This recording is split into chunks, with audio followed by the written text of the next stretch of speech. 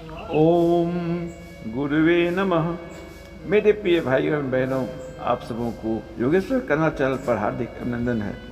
प्रिय भाइयों, आज के इस लेक्चर में आप जान पाएंगे कि हम अपने शरीर को स्वस्थ बनाए रखने के लिए सबसे अच्छा और सरल तरीका क्या है। इस बात की जानकारी हमें और आपको रखना चाहिए कि हम जो भोजन लेते हैं, हम जो जल लेते हैं, हम जो सांस लेते हैं, वह हमारे शरीर को कितना और कैसे लाभ पहुंचाता है।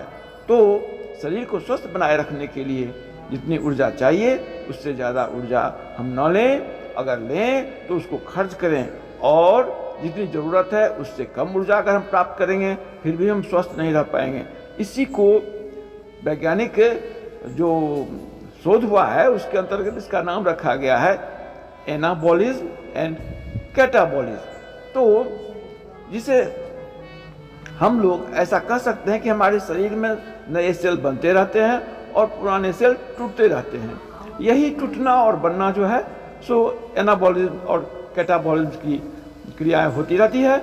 आज आप जानेंगे कि अधिक ऑक्सीजन लें तो क्या होगा, कम लें तब क्या होगा, अधिक भोजन करें तो क्या होगा। तो आइए योग के द्वारा हम अपने शरीर को व्यवस्थित करते हुए इस रहस्य को, इस सेक्रेट को जान पाएंगे कि योगी लोग कैसे 200 वर्ष से ऊपर भी जीते हैं।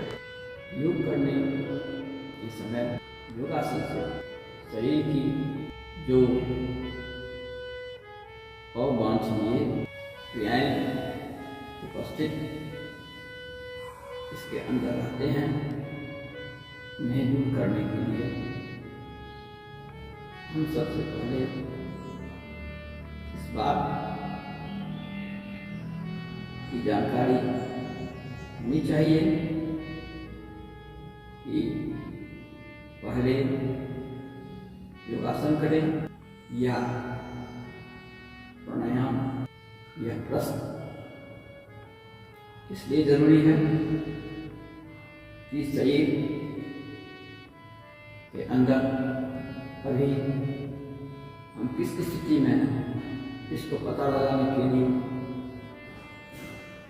तो शरीर में क्या चल रहा है इसकी जानकारी लेने के लिए हम शांत भाव से पद्मासन लगाकर और अपने मन को कंट्रोल करते हुए ओम उच्चारण के साथ मन को पहले जोड़ें, और इस अवस्था में हम ओम आनंदम ओम आरोग्यम इस मंत्र का कम से कम 10 बार उच्चारण करते हुए अपने मन को उसमें तारतम्य कर लें। हमारे मन की स्थिति जब शांत और सभी अन्य बातों से दूर हो जाए तब हम इस कार्यक्रम को अपनाते हैं कि हम कहाँ हैं। मैं रूपी जो मन है वह अब निश्चय करें कि मैं स्वस्थ हूँ, मैं आनंदमय हूँ। इसके अलावा हमारे मन में कुछ और नहीं है। आइए मैं पुनः आपको ओम आनंदम ओम आरोग्यम मंत्र के उच्चारण को बताता हूँ। ओम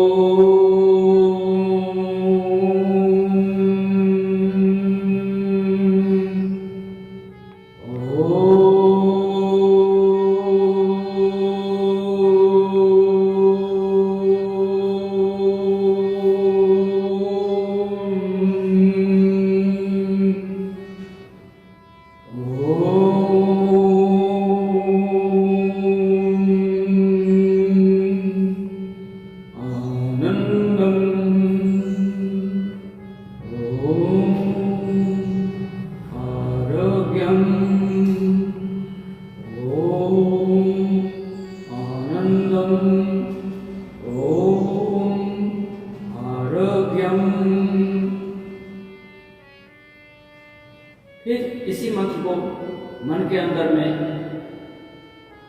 मन ही मन दोहरावे। इसके उपरांत हम अपने श्वास प्रश्वास की गति को जांचें कि हमारे शरीर में अभी यह ऑक्सीजन रूपी जो सांस है वह किस नासिका से अंदर जा रहा है और किस से निकल रहा है। हमारे बाएं और दाएं दोनों ओर के छिद्रों को नाक के अंदर जो हैं उन्हें पहले जांचें, चेक करें कि हमारा श्वास अभी किस ओर से ज़्यादा चल रहा है। तो आइए देखिए, जिसमें आसानी से हम श्वास लेते हैं वही स्वर वही नासिकापुट से अभी हमारा जो श्वसन क्रिया है वह चल रहा है। आपको विदित होना चाहिए कि मानव शरीर के बनावट में प्रकृति ने ऐसा कर रखा है कि 1.5-2 घंटे के उपरांत ये बदलते रहते हैं।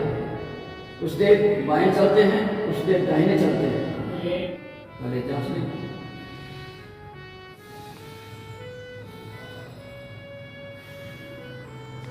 हमारी नासिका के बाएं पुट से अभी चल रहा है और दाहिने की ओर कुछ कम है। इसका मतलब है कि हमारा बायां स्वर चल रहा है। तो प्राणायाम जो है वह शरीर में जो ऊर्जा है वह ऊर्जा बाईं ओर से प्रभावित हो रही है। इसका मतलब है कि अभी शीतलता का कार्यक्रम चल रहा है। अगर हम देखें कि यह दाएं स्वर से चल रहा है, अगर ऐसा चल रहा हो तो समझिए उष्णता का, शरीर को गर्मी की आवश्यकता है, ऊर्जा की आवश्यकता है। और बाएं ओर से चले इसका मतलब है कि वहाँ शरीर को शीतलता की आवश्यकता है। इसी आधार पर हम बाएं और दाएं स्वर को पहले पहचान लें, फिर इसको हम कार्यक्रम को आगे बढ़ाएं। तो लीजिए, इसको सम करके ही प्राणायाम करना चाहिए। और जब दाएं स्वर चलता हो यानी दाहिने श्वास से चलता हो उस समय में हम व्यायाम करें, क्योंकि व्यायाम करने में अधिक ऊर्जा की आवश्यकता होती है। आइए इस तरह पहले हम सम करते हैं।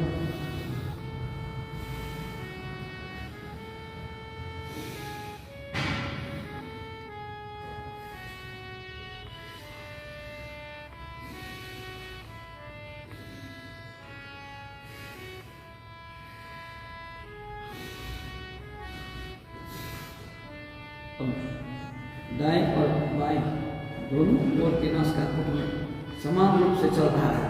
अब हम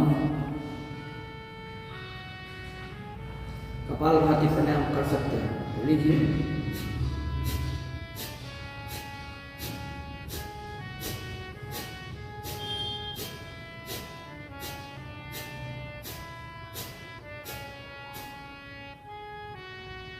इस कपालभाति के बाद हम पुनः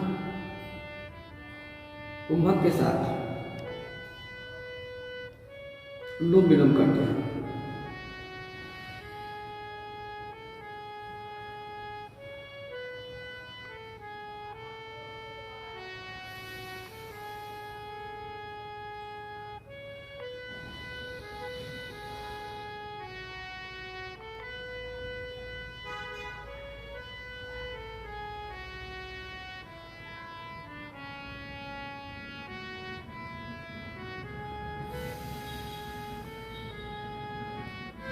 चार सेकेंड में बाईं ओर की नासिकापुट से सांस को खींचें। 8 सेकेंड कुंभक करें। फिर 6 सेकेंड में हम दाहिनी ओर की नासिका से निकालें। पुनः दाहिनी ओर की नासिका से 4 सेकेंड में सांस को खींचकर पूरे फेफड़े को भरे।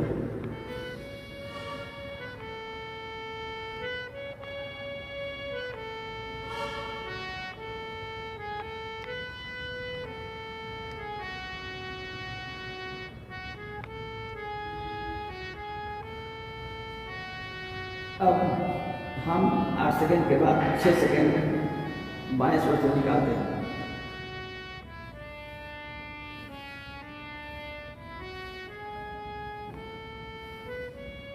पूरा इस क्रिया को दोहराते हैं।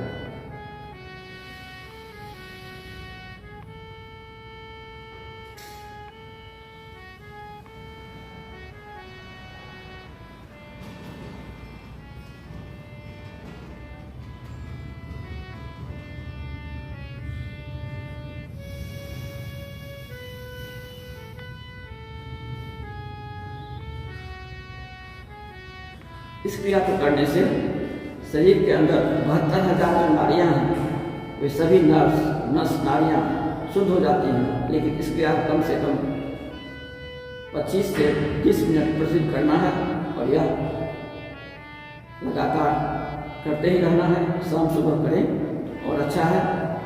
इस क्रिया को करने से हमारे शरीर के सभी जातीय द्रव्य और जो भी बुरी भावनाएं हैं वो सभी समाप्त हो जाते हैं।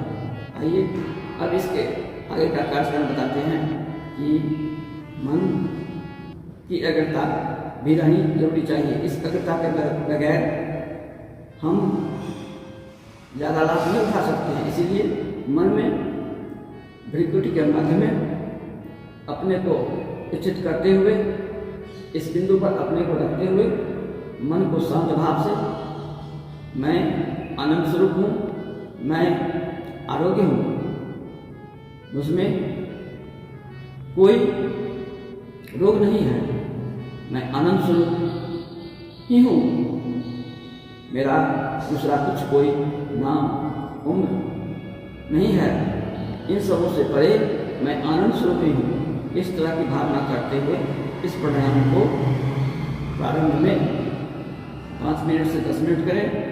इसके बाद इसे सूक्ष्म करें।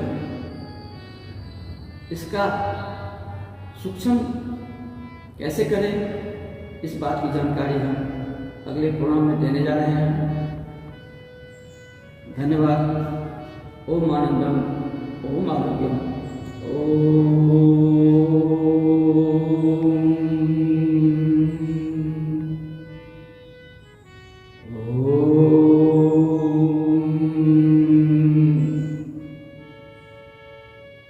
नमस्ते भाइयों, इस प्रोग्राम को सब्सक्राइब करेंगे जिससे आपको अगले प्रोग्राम में पता चलेगा कि हमारे ऋषि मुनि इस श्वास के द्वारा, प्राणायाम के द्वारा अपने शरीर के कैटाबॉलिज्म और एनाबॉलिज्म की क्रियाओं को कैसे नियंत्रित कर 100, 200, 500 वर्ष तक जीते थे। आइए इसे सब्सक्राइब करें। चैनल पर उपस्थित होने के लिए आपको बहुत बहुत धन्यवाद। Thanks to you for your watching and I hope you and your all family members will be happy. जय योगेश्वर, जय भारत, जय जनता जनार्दन। नमस्ते।